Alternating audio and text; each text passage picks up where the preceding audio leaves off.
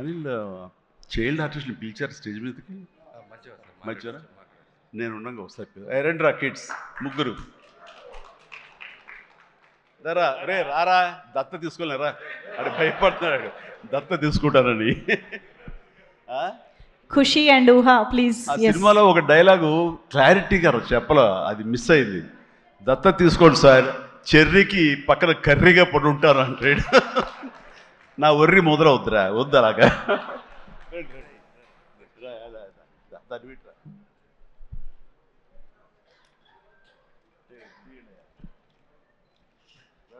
చాలా బాగా చేశారా, ఎక్సలెంట్ నాన్న, ఓకేరా.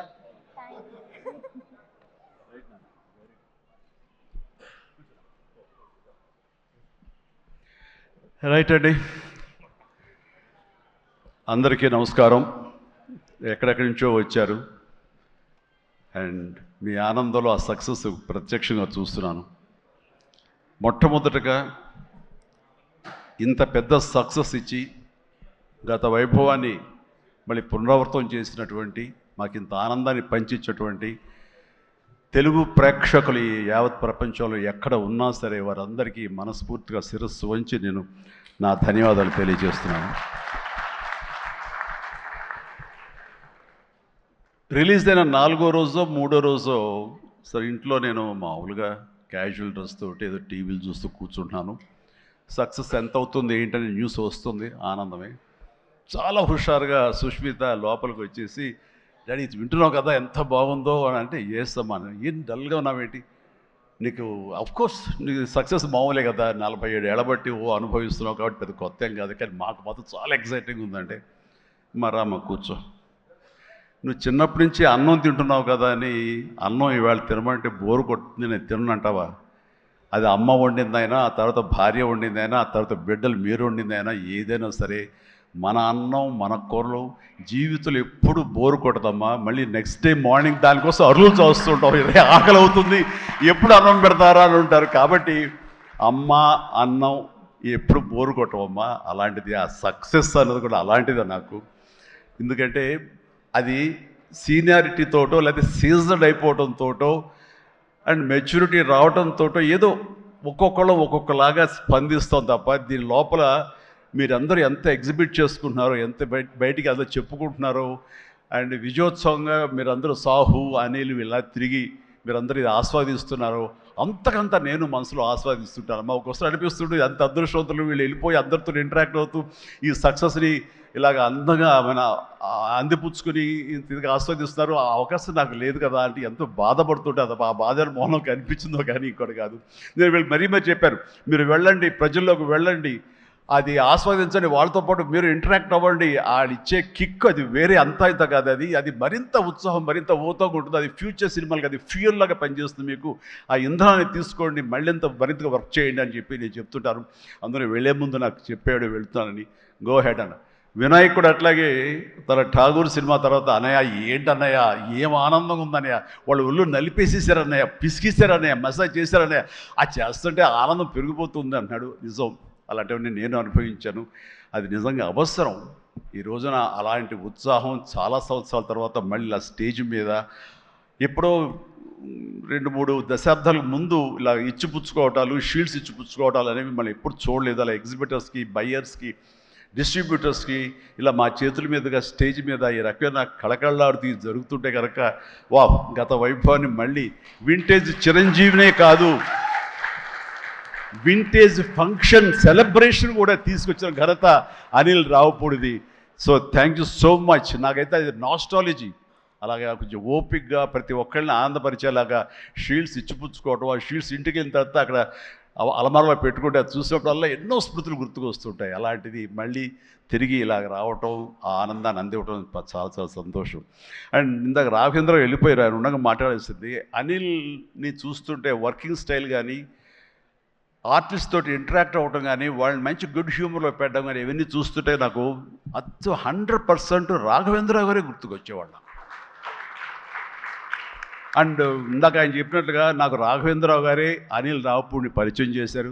బాబాయ్ వెరీ గుడ్ డాన్సర్ చేస్తాడు, నువ్వంటే చాలా ఇష్టం, నీలాగా దించేస్తాడని చెప్తుంటే కనుక అవునంటే అక్కడే ఉత్సాహం 2-3 స్టెప్స్ కూడా వేసాడు ఆ పార్టీలో. ఎప్పటికీ నువ్వు ఇతనితో సినిమా చేయాలి బాబాయ్, నీ కామెడీ టచ్కి ఇతను కామెడీ కన్సీవ్ చేసే కథలకి వాటికి భలే ఉంటుంది, ఆ రిజల్టే వేరు అన్నారు మహానుభావుడు, ఆ మాట అన్నారు. అప్పుడు అందాక అన్నారు కదా, విత్తనం నాటినది మా వటవృక్షం అయ్యేంత సక్సెస్ వస్తుందని ఊహించదు అన్నారు. ఆయన మంచి మనసుతోటి పాజిటివ్ దీంతో నోట్తోటి ఆ మాట ఆయన అన్నారు. అది ఈ రోజు మనం అందరం చవి చూస్తున్నాం. So thank you so much Raghavendra Rao గారు. అట్లాగే ఇంకొక పాజిటివ్ మనిషి, ఎప్పుడు ఇతని సక్సెస్ని హర్షించే మనిషి, సక్సెస్ కోరుకునే మనిషి. అలాగే నేనంటే ఒక అన్నయ్యలా ప్రేమ చూపించే వివి వినాయక్ కూడా ఈరోజు వచ్చాడు. అతను కూడా నాతో 2 సినిమాలు చేశాడు. చేసినప్పుడల్లా అతను మన షూటింగ్స్లో ఎంత ఉత్సాహంగా ఉంటాడో, ఎంత ఉత్సాహం మమ్మల్ని పరుస్తుంటాడో, అదే రకంగా అనిల్ రావిపూడి కూడాను మాస్ సినికి సంబంధించి అంత గ్రిప్పు, అంత పట్టు ఉన్న మనిషి. అండ్ రాఘవేంద్ర గారు ఎప్పుడు ఆర్టిస్టులు చాలా గుడ్ హ్యూమర్లో ఉంచుతారు, సరదాగా ఉంచుతారు. అండ్ మళ్ళీ ఈ రాఘవేంద్ర గారి సినిమా ఎప్పుడు ఎలా ఉంటుంది అనే విధంగా ఉంటుంది. ఆ రకంగా ఈ సినిమాలో ఆర్టిస్టులతో ఉండటం సరదాగా ఉండటం కానీ, అండ్ అరమరికి లేక ఉండటం కానీ, షూటింగ్ గ్యాప్లో తన జోకులతోటి వాళ్ళు నవ్వించడం కానీ, అంటే ప్రతిరోజు షూటింగ్ వెళ్ళే ముందు నాకు ఈ మధ్య సంవత్సరాల్లో 2 షూటింగ్స్ చాలా ఉత్సాహంగా వెళ్ళేవాడిని. ఒకటి 150 వినయ్ ఉన్నాడు, అతను షూటింగ్ చేయటం. ఆ తర్వాత అంతే ఉత్సాహంతో నేను వాల్టర్ వేరేకి వెళ్ళినప్పుడు బాబీ సినిమా కూడా అతను అంత గుడ్ హ్యూమర్లో ఉంచుతాడు, సరదాగా ఉంటుంది, వాళ్ళతో పనిచేయడం అనేది ఒక పిక్నిక్ లాగా అంత ఎంజాయ్ చేసింది నేను ఈ సినిమాకి. మనశంకర వరప్రసాద్కి ప్రతిరోజు షూటింగ్ వెళ్తుంటే మధ్యలో ఎక్కడ రోజు షూటింగ్ లేకపోతే ఇంట్లో మామూలుగా కూర్చుంటాం, అదేదో డల్గా ఉంటాం అని కాదు కానీ స్తబ్దతగా ఉంటాం. అండ్ అబ్బా మీరు షూటింగ్ వెళ్తేనే హుషారుగా ఉంటారు, ఇంట్లో ఉంటే ఏదోలా ఉంటుంది, ఏ షూటింగ్ లేదో త్వరగా పెట్టమని చెప్పండి అనిల్ని అన్ని సురేఖ అంటుంటే నేను నిజంగా అంటుంది. అదే చెప్పాను లాస్ట్లో షూటింగ్ అయిపోయిన రోజున ఎలాంటి ఫీలింగ్ అంటే, ఒక స్కూల్ విడిచేసి వేరే చోటకి ఎడ్యుకేషన్ కోసం అందరూ విడిపోయి ఆయా ప్లేసెస్కి వెళ్ళిపోతేప్పుడు తెలియని బాధ, తీపి బాధ ఒకటి మనసులో ఇదిగా ఉంటుంది. అలాంటిదే నేను గురయ్యాను ఈ సినిమాకి. అందులో లాస్ట్ డే ఎమోషన్ అయ్యి కూడా అందరి యూనిట్ అందరినీ పిలిచి దగ్గరికి తీసుకుని వాళ్ళకి నా కృతజ్ఞత చెప్పుకున్నాను. ఒక వండర్ఫుల్ ఎక్స్పీరియన్స్ ఈ సినిమా నేను చేయడం. అలాంటి ఎక్స్పీరియన్స్ ఇచ్చినటువంటి అనిల్ రావుపూడి రైటింగ్ టీమ్కి, అనిల్ రావుపూడి అసిస్టెంట్లకి, ఏడీలకి, అసోసియేట్స్, అలాగే మన సమీర్ రెడ్డి కెమెరా వాళ్ళు, వాళ్ళ అసిస్టెంట్లు అందరూ ఒక కుటుంబంలాగా కలిసిపోయాం. దానికి తోడు ఇంకా సాహు గారి వైఫ్ ఎవరైతే దీన్ని సమర్పించారో అర్చన గారు కానీ, వీళ్ళందరూ ఇంట్లో బిడ్డలాగా, మా సుష్మితో పాటు ఆ అమ్మాయి కలిసిపోయేలాగా వీళ్ళందరూ చాలా ఇది కలిపి ఒక ఫ్యామిలీ లాంటి ఫీలింగ్ వచ్చింది. నేను ఎప్పుడు ఒకటి నమ్ముతాను, నాకు కానీ రాఘవేంద్ర గారు కానీ, నాకు కానీ కేసీ రామారావు కానీ, ఇలా చాలామందితోటి ఫ్యామిలీ అన్న ఫీలింగ్ వచ్చి డైరెక్టర్లకి, ఆర్టిస్టులకి, నిర్మాతకి ఒక మంచి గుడ్ రిలేషన్ ఉండి, గుడ్ ఎమోషన్ కనుక సినిమా ప్రాసెస్ అప్పుడు జరుగుతున్నప్పుడు ఉంటే కనుక దాని రిజల్ట్, దాని ఇంపాక్ట్ ఖచ్చితంగా సినిమా మీద ఉంటుంది. అది నేను అనుభవిస్తూ స్వయం అనుభూతో ఉన్నాను. అలాగే ఇందాక నేను చెప్పినవి కూడాను అన్ని సక్సెస్ఫుల్ సినిమాలే.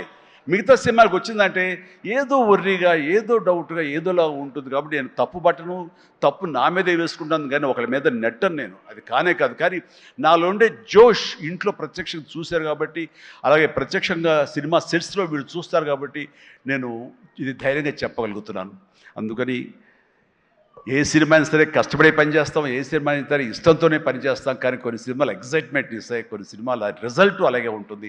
అలాగే ఈ సినిమా ఇంత రిజల్ట్, ఇంత వెరీ గుడ్ విజయం మాకు లభించినందుకు, మాకు ఇచ్చినందుకు, దాంట్లో మధ్యలో ఒక వారధల్లాగా పనిచేస్తున్నటువంటి బయ్యర్లకి, డిస్ట్రిబ్యూటర్స్కి, ఎగ్జిబిటర్స్కి, ఈ కళకళలాడుతూ ఈ సంక్రాంతి ఇంత బాగా ఉందంటే అందులో ప్రధానమైన కారణం ఈ సినిమా. అందుకని ఈ సినిమాకు సంబంధించిన సంబంధం ఉన్న 50 మంది బయ్యర్లకి, వాళ్ళందరికీ కూడా నా హృదయపూర్వక ధన్యవాదాలు, అభినందనలు తెలియజేస్తాను. నేను ప్రీ రిలీజ్ ఫంక్షన్లో కోరుకున్నాను, అన్ని సినిమాలు బాగా ఆడాలి, అన్ని సినిమాలు కళకళలాడుతుండాలి, థియేటర్లకి జనం రావాలి అని అన్నందుకు నేను ఆ కోరిక మన్నించి ఏదో ఒకటి సినిమా, అర సినిమా కొంచెం అటు ఇటుగా ఉన్నా సరే దాదాపుగా అన్ని సినిమాలు ఈ సంక్రాంతిలో ప్రజలు ఆదరించారు, వాళ్ళన్నిటికీ సక్సెస్ కలగజేశారు. అవన్నీ కూడా మంచి ఆయా రేంజుల్లో వాళ్ళకి, ఆ హీరోలకి, ఆ నిర్మాతలకి, ఆ ప్రొడ్యూసర్లకి, డైరెక్టర్లకి, వాళ్ళందరూ కూడా అలాగే ఈ సక్సెస్ దొరికేందుకు ఇది వెరీ గుడ్ సంక్రాంతి, జీవితంలో మర్చిపోలేని సంక్రాంతి. ముఖ్యంగా ఏంది వెంకీ సంక్రాంతి అంటే అదిరిపోతుంది, సంక్రాంతి చూస్తావు అన్నట్లుగా అదే చూసాము, అదే అదిరిపోయింది సంక్రాంతి. Thank you. అండ్ ఇక ఈ సినిమాకు సంబంధించిన నా మిత్రుడు, నా సోదర సమానుడు, నా ఫ్యామిలీ ఫ్రెండ్, అన్ని రకాలుగా నా మంచి కోరుకునేవాడు, అతని శ్రేయోభిలాషిగా నేను. అలాంటి వెంకీ సినిమాలో ఉండాలని కోరుకున్నది నేను, అది కోరుకున్నందుకు ఉండేలా చేసినటువంటి అనిల్కి, ఆ తర్వాత 4-5 రోజులు 7-8 రోజులు ఎన్ని రోజులు కానీ ప్రతిరోజు నవ్వులు సెట్లో తమాషాలు అసలు ఎంత అంటే అంత ఇంత కాదు. అండ్ యంగ్స్టర్స్ ఫీల్ అవుతారు, టీనేజ్ బాయ్స్ అలా ఫీల్ అయిపోయి ఇద్దరం. ఆహా ఓ యా ఇదే అల్లరి ఇదే రకంగా ఉంటుండేది. అందుకని ఆ సినిమాలో అప్పటిదాకా ఏముండదండి, చిరాగా ఉంటాడు. టేక్ అనగానే ఆ హుషారు ఎక్కడి నుంచి వస్తావు అంటే ఇలా అసలు అంతా ఇదే కాదు. అండ్ నా సాంగ్స్కి అతను డ్యాన్స్ చేయటం, అతని సాంగ్ నేను రిపీట్ చేయటం, ఇలాంటి కాన్సెప్ట్ పెట్టి ఇద్దరి మధ్య బ్యాలెన్స్ చేసి ఎవ్వరికి ఏ అసంతృప్తి లేకుండా చేసి well knitted film with 2 super stars, 2 big stars అన్న కలిసి తన తెలివితేటల్ని ప్రదర్శించుకున్నాడు అనిల్ రియల్గానే. ఇతని డైరెక్షను, ఇతను కన్సీవ్ చేసినటువంటి ఆ సాంగ్, ఆ సీన్స్ ఇవన్నీ కూడాను, అది వెంకీ ఇంట్రో కానీ అది అన్నీ చూస్తుంటే ఎంత ప్లాన్ చేశాడు, ఎంత బాగా ఆలోచించాడు అంటే అంత ఇంత కాదు. అండ్ అందుకని ఎంత పెద్ద యాక్టర్లతోనే సరే, ఎంత పెద్ద సినిమాని సరే హ్యాండిల్ చేసేంత క్యాపబిలిటీస్ ఉన్నటువంటి ఫ్యూచర్, మన Telugu industry future Anil Ravipudi. And Anil Ravipudi నాతో సినిమా మళ్ళీ చేస్తావా లేదా అది నీ ఇష్టం, అది అందుకనే కారు వచ్చేసింది ఇంకెందుకు అనుకోవచ్చు, నువ్వు పని అయిపోయిందని. లేకపోతే చెప్పు హెలికాప్టర్ ఇస్తావు, చెప్పు మళ్ళీ చేస్తానంటావు. కాబట్టి అది కాదు, కానీ నిజంగానే నాకైతే ఇమ్మీడియట్గా మరొక సక్సెస్, ఇంకో షూటింగ్ కావాలి, మరొక సినిమా కావాలి కాదు, కానీ ఈ సినిమా చేస్తున్నప్పుడు ఎక్స్పీరియన్స్ ఉంది, అది మాత్రం నిజంగా మళ్ళీ ఎంజాయ్ చేయాలని నేను కోరుకుంటున్నాను, వెంకీ లాంటి మనిషి కోరుకుంటున్నాడు. బట్ ఎవరికి వస్తుందో ఛాన్స్, ఎలా వస్తుందో తెలియదు. ఇద్దరికి కలిపి వచ్చి ఫుల్ ఫెడ్జెడ్ సినిమాలు ఉంటే మాత్రం ఇద్దరిని చాలా చక్కగా బ్యాలెన్స్ చేయగలడు అన్న భరోసా, నమ్మకం ఇప్పుడు ఇండస్ట్రీకి, మాకు అందరికి ఇచ్చేసాడు. కాబట్టి definitely it has to happen when he only knows, nobody knows. And ఇక సుష్మిత ముందు సాహు గురించి చెప్పాలి. వెరీ కంపోజ్డ్ పర్సన్, నవ్వే గగనం అన్నట్లుగా అసలు నవ్వటం కూడా ఉండదు. ఏ మనిషి సీరియస్ మనిషి ఏమో అనుకుంటాను. హాయ్ గుడ్ మార్నింగ్ సాహు అంటే సార్ అంతే, హలో అంతే తప్ప మళ్ళీ రోజంతా ఏదో ఉంటుంది, మరీ ఏదో ఇంట్రెస్టింగ్ ఉంటుంది. అలాంటిది ఈ సినిమా ఫస్ట్ టైం రషెస్ చూసిన తర్వాత వచ్చి మాట్లాడాడు, తెగ మాట్లాడి కొట్టేస్తామండి, ఇంకా నేను సినిమా మిగతా సినిమా చూడాల్సిన అవసరం లేదు, చాలా బాగుంది, థియేటర్లో చూసుకోవటమే అదిరిపోయింది అని అంటే అతను ఆ మాత్రం ఎక్స్ప్రెషన్ ఇవ్వడం అనేది చాలా పెద్ద విషయం అండి. అన్నాడంటే కనుక సినిమా అంత గ్రేట్ హిట్ అయిపోతుంది అని అన్నాడు. ఆ రోజే ఈ విజయం గురించి ముందుగా హింట్ ఇచ్చిన వ్యక్తి సాహు గారపాటి. అండ్ తన కంపోజ్డ్ నేచర్ కానివ్వండి, తను చిన్న వయసులోనే తీసిన సినిమాలు తక్కువైనా సరే వాటిని సమర్థవంతంగా వాటిని తెరపైన సెట్స్ పైన నడిపించిన విధానం కానివ్వండి, అటు ఎగ్జిబిట్ చేసిన విధానం కానివ్వండి, అది చాలా చాలా బాగుంది. అండ్ ఆర్టిస్టులు అందరినీ కూడా చాలా బాగా చూసుకున్నాడు. ముఖ్యంగా వాళ్ళ వైఫ్ అర్చన కూడా ఒక ఫ్యామిలీ లాగా కలిసిపోయింది అనమాట. And thank you so much. మళ్ళీ ఇంకోసారి కూడా చెప్పే అవకాశం ఇంకో స్టేజ్ మీద ఇస్తారు అనుకుంటున్నాను మీరంతా. Thank you so much. ఇక సుష్మిత విషయం నేను చెప్పాల్సి వస్తే, తను ఈ ఇండస్ట్రీలో తను రావాలి అని నిర్ణయించుకున్న తర్వాత ఫస్ట్ చెప్పింది రామ్ చరణ్కి, రా అని అక్క, నువ్వు డెఫినెట్లీ దిస్ గ్రేట్ ఇండస్ట్రీ, మనం ఇక్కడ అందరినీ మనం కనుక ఇక్కడ మనకి ఏం కావాలి, ఏ బ్రాంచ్లో మనం వెళ్ళాలి అని అంటే, నాకు అదేం లేదు, సినిమా ఇండస్ట్రీ నేను రాణించగలను అనేది నాకు ఐడియా లేదు. ఫస్ట్ ఆఫ్ ఆల్ ఏదో ఎంటర్ అవ్వాలి అంటే ఓ పని నా కాస్ట్యూమ్స్ అవి చూసుకోండి. రంగస్థలంలో తన కాస్ట్యూమ్స్ గురించి, రంగస్థలంలో కాస్ట్యూమ్స్ ఏమున్నాయి పాప, ఏముంటాయి అంటే ఏదోనా సరే లుంగి కానీ అది కానీ ఆ గెటప్ కోసం అని చెప్పి తను సుకుమార్ వాళ్ళందరి దీంట్లో డిజైన్ చేసుకుంటే చాలా రస్టిక్గా ఉండాలి, చాలా ఇదా ఉండాలి అంటారు. వాళ్ళు చెప్పిన మాట ఏంటంటే, ఒక చిరంజీవి గారు అమ్మాయి రామ్ చరణ్ సిస్టర్ అన్న ఫీలింగ్ లేకుండా గబుక్కుని ఏదో ఒక లుంగి కావాలంటే రాజమండ్రి ఆ ప్రాంతంలో కారు వేసుకుని తనే బయలుదేరి షాప్ తిరిగి డైరెక్టర్ కోరుకున్నటువంటి ఆ క్లాత్ కోసం తను తిరిగి చెమట కక్కుకుంటూ వచ్చి చేసింది అని చెప్పినప్పుడు, నేను చాలా అంత కష్టపెడతా ఎవరు ఉంటారు కదా అసిస్టెంట్ అంటే, నాకేం తెలియదు, మళ్ళీ వాడిని పంపించితే ఏం చేస్తారో ఏమో తెలియదు, నేనే వెళ్ళానంటూ. కష్టానికి నెరవక నాన్న నుంచి కానీ తర్వాత తమ్ముడు నుంచి కానీ ఈ ఇండస్ట్రీలో రాణించాలంటే కష్టం ఒక్కటే పరమావధి, కష్టం ఒక్కటే నిజమైనటువంటి ఆయుధం ఆ ఊతం అని తెలుసుకున్న మనిషిగా నాకు చాలా ఆనందం వచ్చింది. తను ఏవైనా ఇండస్ట్రీలో చేయగలదు, సాధించగలదు నమ్మకం. ఫస్ట్ టైం ఆ రాజమండ్రి వీధుల్లో తను ఎవరో మర్చిపోయి ఒక కాస్ట్యూమర్ లాగా పరిగెత్తిందంటే that is the best thing. నేను దాన్ని మనస్ఫూర్తిగా దాన్ని హర్షిస్తున్నాను, వెల్కమ్ చేస్తున్నాను. ఆ తర్వాత నేను సినిమాలు చేద్ది ప్రొడ్యూసర్గా చేయాలనుకుంటున్నాను. నాకు ఇంట్రెస్ట్ కలుగుతుంది, ఇక్కడే సెటిల్ అవ్వాలనుకుంటే ఇది వండర్ఫుల్ ఇండస్ట్రీ అమ్మా. ఇక్కడ నువ్వు రాణించాలి అంటే కనుక ఖచ్చితంగా నీకు అవకాశం ఉంటుంది. ఇది ఒక దీనిలాగా ఎంతమంది వచ్చినా సరే అంతమందికి ప్లేస్ ఉంటుంది. అది ఎవరు రాణిస్తారు ఎవరు రాణించరు అనేది మన వ్యక్తిగత కష్టాన్ని బట్టి మన యొక్క గోల్స్ని బట్టి ఉంటాయి ఇక్కడ. కాబట్టి ఇంకొక విషయం, ఇండస్ట్రీ ఈ పరిశ్రమ సినీ పరిశ్రమ అనేది అద్దం లాంటిది. మనం ఎలాగా ఉంటామో మన స్వభావం కానీ మన ఆహార్యం కానీ మన థాట్స్ కానీ మన స్వభావ భావాలు కానీ ఇవన్నీ మన వ్యక్తిత్వం కానీ ఎలా ఉంటుందో అలాగే మనకి రిజల్ట్ కనబడుతుంటుంది. ఆ అద్దం కూడా మనం అలాగే చూస్తుంది, ఇండస్ట్రీ కూడా అలాగే మనకి రిజల్ట్ ఇస్తుంటుంది. నీ వ్యక్తిత్వం బాగుండాలి, నీ అప్రోచ్ బాగుండాలి, నీ కష్టం బాగుండాలి, అంతకంత రిజల్ట్ ఇస్తానే ఉంటుంది ఇండస్ట్రీలో. దీన్ని కేర్లెస్గా ఉన్నా సరే, ఒక యాటిట్యూడ్ ఉన్నా సరే, చూద్దామని అప్రమకంతో ఉన్నా సరే అది కూడా నీ పట్ల అప్రమకంగానే ఉంటుంది. ఏది అంతంత మాత్రంగా చూస్తుంది. నేను అనుభవపూర్వకంగా చెప్తాను. అన్నప్పుడు నేను ఫస్ట్ సినిమా చేయాలనుకుంటే మా ఇంట్లో ఉన్న హీరోస్ తోటి ఏ హీరో తను కాదంటారు. ప్రతి ఒక్కరిని ప్రతిరోజు కలుస్తుంది. ఒక కత్తి తెచ్చుకుంటే ఏ హీరో తనకు కాదంటారు. కానీ నేను వాళ్ళతో చేయండి డాడీ, నేను ఫస్ట్ ఆఫ్ ఆల్ ఎక్స్పీరియన్స్ సంపాదించాలి, గ్రౌండ్ రియాలిటీ తెలుసుకోవాలి అంటూ తను వెబ్ సిరీస్ మొదలుపెట్టింది, వెబ్ ఫిల్మ్స్ మొదలుపెట్టింది. అమ్మా ఇదే లాభం ఉంటుందంటే లాభం ఉండదు డాడీ, ఏదో లక్షల్లో మిగులుతుంది లేదంటే ఒకసారి అది కూడా ఇదైపోతాయి. కానీ నాకు ఎక్స్పీరియన్స్ ఏం చేస్తాను, ఎక్కడెక్కడ ఏమిటి ఎన్ని డిపార్ట్మెంట్లు ఉంటాయంటూ ప్రతి డిపార్ట్మెంట్ని చవి చూస్తూ దానిలో ఒక ఎక్స్పీరియన్స్ గెయిన్ చేస్తూ, అలాగే తన ఫిలిమ్స్ తీసింది, చిన్న ఫిలిమ్స్ చిన్న హీరోలతో చేసినప్పుడు తను ఒక కాన్ఫిడెన్స్ గెయిన్ చేసుకుంది. అంతేగాని మాకు రెడీమేడ్ కేక్ వాక్ ఇక్కడ సినిమా తీయటం మా అండదండలో నాన్నగారు వాళ్ళందరూ ఉన్నారు కాబట్టి అది అనుకోలేదు.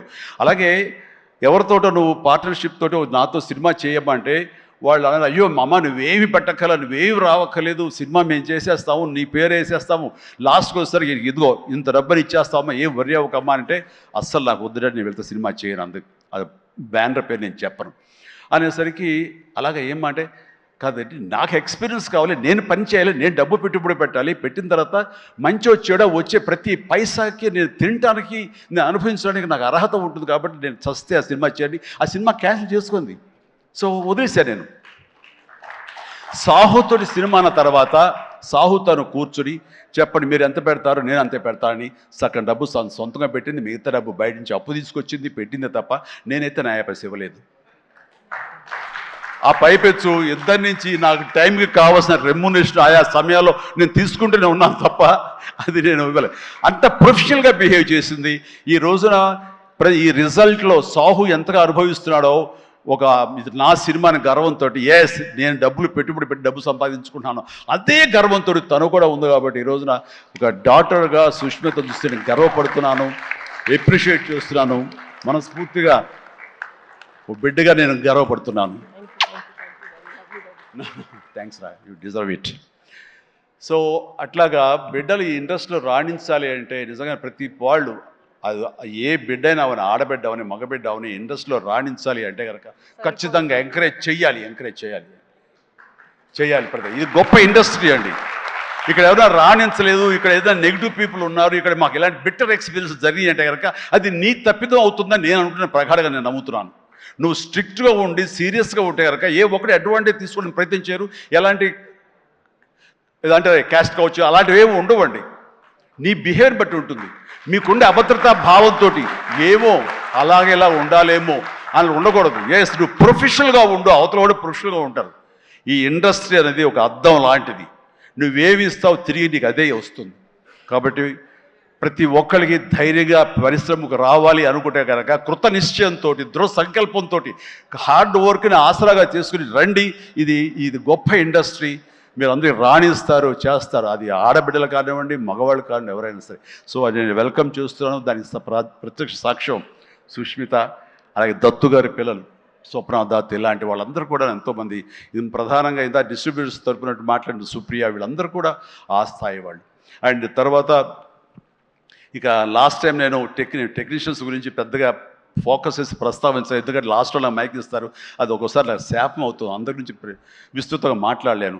బట్ దీనికి సంబంధించి భాను, కోరియోగ్రాఫర్ భాను, అలాగే విజయ్, మన మీసాల పిల్ల తీసిన విజయ్ కానీ, అలాగే ఈ హుక్ స్టెప్ వేసి ఇప్పుడు సెన్సేషనల్గా అదరగొట్టినటువంటి ఆడ సందీప్, భాను, సందీప్ వైఫ్ జ్యోతి, వీళ్ళందరూ ఇది ఒక గొప్ప అవకాశం మాకు, మమ్మల్ని ఎగ్జిబిట్ చేసుకోవడానికి, మమ్మల్ని మేము చూపించుకోవడానికి ఇది గొప్ప వేదిక. ఒకప్పుడు ప్రభుదేవ, తర్వాత లారెన్స్, ఇలాంటి వాళ్ళు ఎంతోమంది నన్ను ఆధారం చేసుకుని నన్ను ఆమె కంపోజ్ చేసి వచ్చారు. అండ్ అలాంటి భవిష్యత్తు మీ అందరికీ ఉంటుందని ఇప్పటికే అనుభవిస్తూ ఉంటుంటారు మీరు. ఆ జోష్ ప్లీజ్ అలాగే అనుభవించండి, మంచి ఫ్యూచర్ ఏర్పరచుకోండి. మీకు ఆల్ ద వెరీ బెస్ట్. కూర్చోండి. తర్వాత ఈ సినిమాకి లిరిక్స్ అందించేటువంటి కాసర్ల గారు, అలాగే రామ్ జోగశాస్త్రి గారు, అనంత్ శ్రీరామ్ గారు, ఆదిపట్ల గారు, భాస్కర్ పట్ల గారు, వీళ్ళందరూ చాలా చక్కటి లిరిక్స్ ఇచ్చి అన్నీ బాగా చేశారు. అయితే వీళ్ళకి వెనకాల వెన్నెముక నిలబడి ఇవి నా ట్యూన్స్ ఇప్పుడు రాసుకోండి అని భరోసాగా ఇచ్చిన బీమ్స్, ఎక్సలెంట్ బీమ్స్. ఎందుకో తెలియదు, ఈవేళ ఉదయం నుంచి మీరు మధ్యాహ్నం నుంచి సారీ ఫంక్షన్ బీ నుంచి కొంచెం డల్గా ఉన్నారు, ఏంటి కారణం నాకు తెలియదు. ఏమైనా అప్సెట్ చేశాడా? నెక్స్ట్ పిక్చర్ తీసేద్దాం చెప్పండి మిమ్మల్ని. మీరు ఎంత అంటే అంత ఎక్సలెంట్ భీమ్స్. అండ్ సినిమా ఆద్యంతం ఇది చాలా బాగా ఇచ్చావు. నేను ఇదివరకు సాంగ్ వినగానే చెప్పాను, ఇదివరకు విజయవాహిని వాళ్ళ సాంగ్స్ కానీ, మిస్ అమ్మ, ఇలాంటి సాంగ్స్ కొన్ని వింటుండగా లిరిక్స్ ఫస్ట్ వినపడేవి, ఆ తర్వాత వెనకాల మ్యూజిక్ వినిపించేది, మ్యూజిక్ డామినేట్ చేసేది కాదు. అండ్ అలాంటి ట్రెండు, అలాంటి ఒరవడి నడుస్తున్న ఈ సందర్భంలో మీరు చక్కటి మ్యూజిక్, ఒక పడవ ప్రయాణం లాంటి మ్యూజిక్ ఇచ్చారు. అందుకనే ఈ రోజున ప్రతి ఒక్క ఫ్యామిలీ కూడాను ఆ మీసాల పిల్లకి వాళ్ళు కనెక్ట్ అయిపోయారు, వాళ్ళు అది ఆస్వాదిస్తారు, అలాగే డ్యాన్సెస్ మనకు చూపిస్తారు. మిగతా సాంగ్ కానీ, అలాగే సంక్రాంతి సాంగ్ నా మీద, వెంకీ గారి మీద ఆ సాంగ్ కానివ్వండి, ఏదిగా చెప్పండి ప్రతిది. అలాగే ర్యాప్ సాంగ్ మీరు అంత బాగా ఇస్తాను ఎవరు ఊహించలేదు, నేనే ఊహించలేదు అది. ఆ సాంగ్లో అంత బాగా దాన్ని కంపోజ్ చేసిన కుర్రవాడు వీళ్ళందరూ అన్ని చాలా బాగున్నాయి. అండ్ ప్రతి ఒక్కరికి ఈ సందర్భంగా నేను ధన్యవాదాలు తెలియజేస్తాను. మీ అందరి కంట్రిబ్యూషన్ లేకపోతే ఇంత ఇది మేము అనుభవించుకోవడం కాదు. అండ్ ఇక ఈ సినిమా 85 డేస్లో ఫినిష్ అయింది అంటే నేను అనుకున్నా, అబ్బా వాట్ ఏ గ్రేట్ క్రెడిట్, అందరు ఇట్లా ఉండాలి అనుకున్నాను. కానీ దాని వెనకాల ప్రధానమైన పాత్ర వహించింది సమీర్ రెడ్డి, డిఓపి. నేను షార్ట్ మధ్య కొంచెం టీయో కాఫీయో ఏదో స్నాక్సో ఏదో తింటూ అలవాటు. షార్ట్ చేశాను, వెరీ గుడ్ అంటే ఇలా కూర్చోబోతుండగా షార్ట్ రెడీ అన్నారు, లెక్కకుండా నేను కూర్చోకుండా లేచిపోయాలి. అంత ఇది ఎగ్జాజరేషన్ కాదు, చేతిలో టీ కప్పు పక్కన పెట్టి వెళ్ళిపోయిన సందర్భాలు ఎన్నో ఉన్నాయి.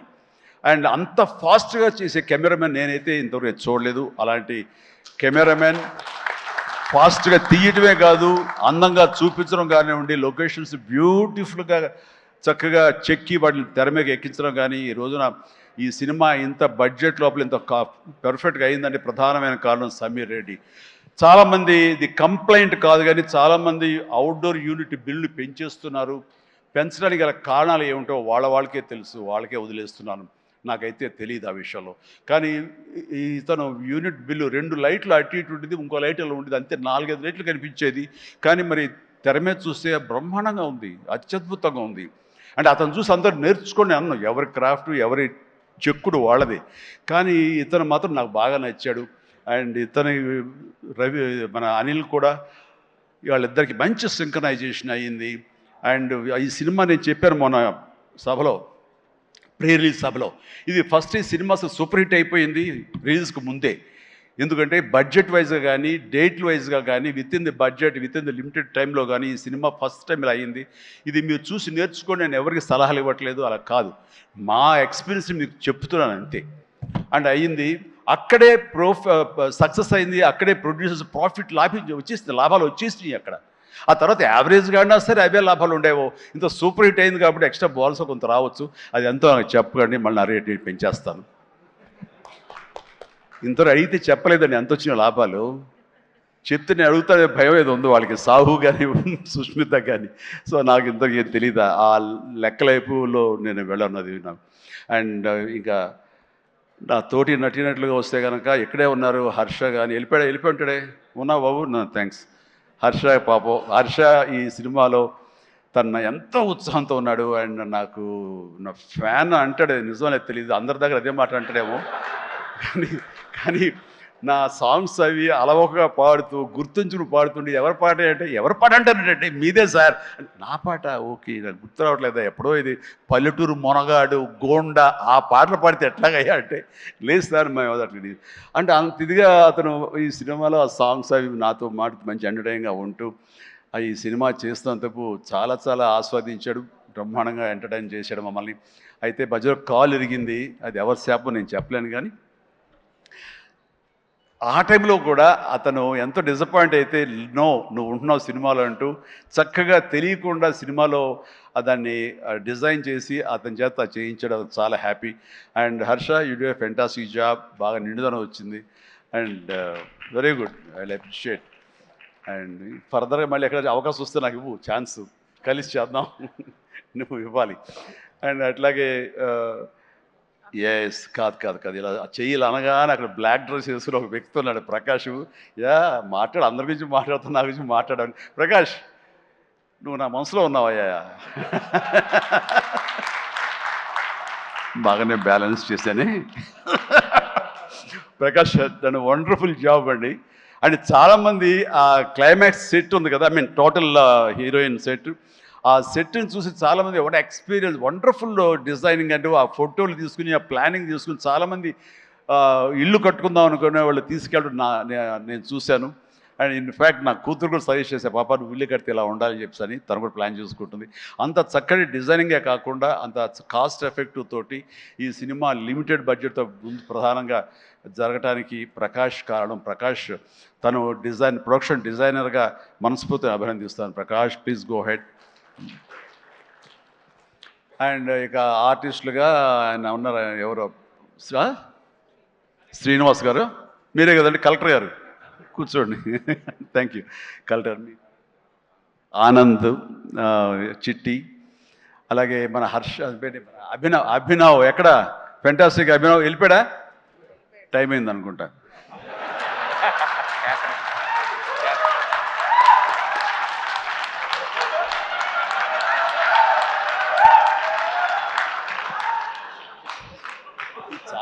చాలా బాగుందయ్యా.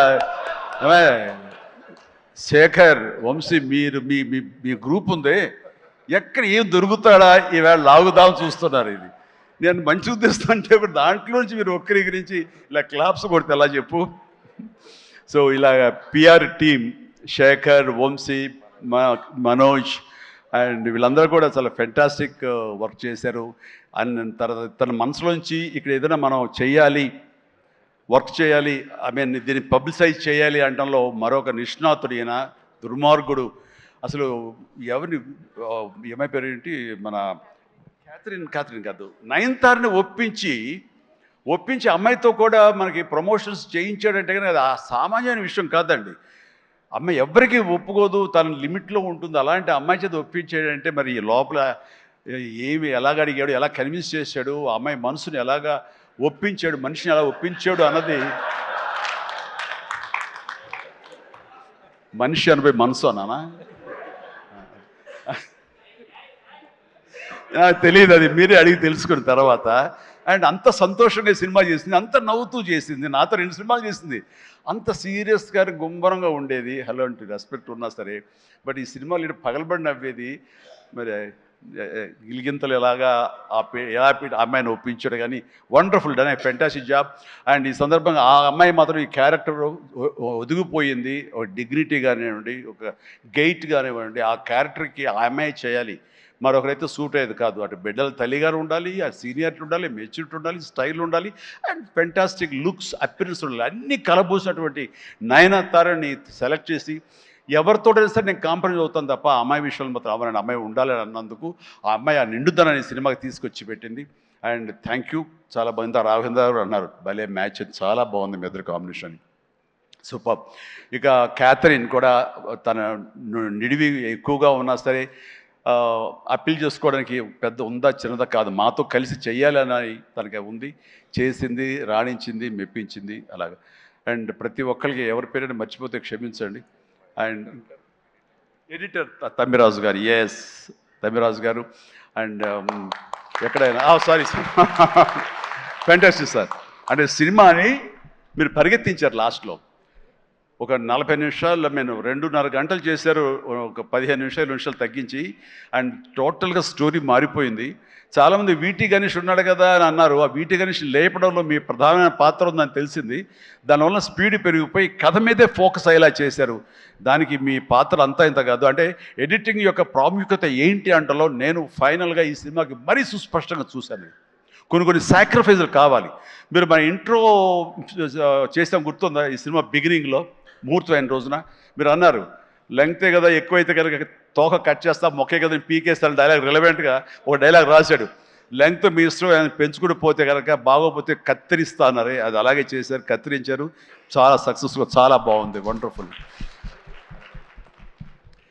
ఇక సినిమా అంతా నారాయణ నారాయణ ఏమయ్యా అని అన్నానే. ఆ నారాయణ అనేది ఒక రైటర్ యొక్క ఆలోచన అండి.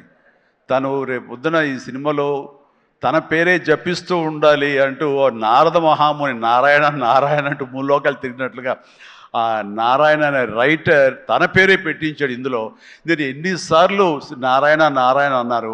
ఆ నారాయణ అంటాం బాగుందని చాలా రిథమిక్గా తమాషాగా వేరియేషన్స్తో అన్నారని చెప్పేసి ఎవరో దాన్ని రిపోర్ట్ చేశారు. And credit goes to Narayana and Sai. మిగతా వాళ్ళ పేర్లు నాకు గుర్తు రావట్లేదు. వాళ్ళందరికీ కూడా నా హృదయపూర్వక అభినందనలు, ధన్యవాదాలు. అండ్ ఇదే మనం కొనసాగించాలి, ఇదే సక్సెస్. అమ్మా వైట్ మాస్టర్, ఎస్ సారీ అండి, వెంకట్ చాలా బాగా చేశారు Venkat. And thank you so much and well done. అలాగే అతను ఫస్ట్ సాంగ్ ఫైట్ చేశాడు మనకి సభానంద, నభాకాంత్ అతను కూడా చేసాడు. వాళ్ళు రాలేదు, ఎందుకు తెలియదు. And thank you so much. And ఇప్పటికి తొందరగా ఫినిష్ అయ్యే చిరంజీవి అంటూ మా గౌడ, మా కెంపే గౌడ అంటున్నట్టు తెలుస్తుంది. And thank you so much ఏంటి వాళ్ళు నిజంగా చాలా ఆనందంగా ఉంది. ఈ ఆనందం వెనకాల ఆర్ద్రత ఉంది. ఇక్కడ ఒక ఎమోషనల్గా ఒక డైలాగ్ మొన్న చాలా చూస్తుంటాను మీడియాలో, నా ఫ్రెండ్స్ పంపిస్తుంటారు. అందులో ఒక లేడీ అంది, ఇలాగ నిలబడుతూ చాలా ఆనెస్ట్గా కనిపించింది ఆవిడ. ఏంటయ్యా ఇంకా ఎంతకాలం కష్టపడతావయ్యా, ఇలా కష్టపడాలా? ఎప్పుడెప్పుడో నేను సినిమాలు చూశాను, అప్పటి నుంచి ఇప్పటిదాకా నువ్వు కష్టపడుతూనే ఉన్నావు, మమ్మల్ని ఆనందింపజేస్తూనే ఉన్నావు. ఇప్పుడు నీకు ఓపుగుండి ఎంత చేస్తున్నావో, ఎంత శక్తిని చేస్తావో, భగవంతుడికి ఆ శక్తిని ఇవ్వాలి. కానీ మమ్మల్ని ఆనందపరచడానికి నువ్వు ఎంతగా శ్రమ తీసుకుంటున్నావు అని చూస్తుంటే మాత్రం ఇంకా ఇవ్వాలా అని నువ్వు డబ్బుల కోసం నేను అనుకోను, మమ్మకు ఆనందం ఇవ్వడం కోసం నువ్వు ఇది చేస్తావనేది సుస్పష్టంగా తెలుస్తుంది. అంతటి ఆనందం ఇచ్చి నువ్వు ఎంతో కష్టపడుతుంటే చాలామంది క్లాప్స్ కొట్టచ్చు, వావ్ అనొచ్చు థియేటర్లో. కానీ నాకు లోపల బాధ అనిపించేస్తుందయ్యా. నువ్వు రెస్ట్ తీసుకోవాలంటే ఆ తల్లికి సభాముఖంగా చెప్తాను, నేను ఎమోషన్ అయిపోయాను. భగవంతుడా నాకు ఏం జన్మించావు.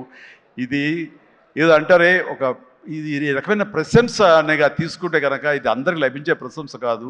అండ్ ఆ భగవంతుడు నాకు ఇలాంటి ప్రశంసలు, ఇలాంటి అభిమానులు, ఇలాంటి ఇది ఇస్తున్నందుకు నిజంగా ధన్యవాదాలు తెలియజేస్తూ కృతజ్ఞతతోటి కళ్ళు చెమర్చిని ఆ తల్లి గురించి చెప్తాను. అమ్మ, ఇది మీకు ఎంత ఆనందం ఇవ్వాలనుకుంటున్నానో ఆ భగవంతుడు నాకు ఇలా అవకాశం ఇచ్చినందుకు నేను కూడా ఇంత కష్టపడటంలో ఆనందం అనుభవిస్తున్నాను.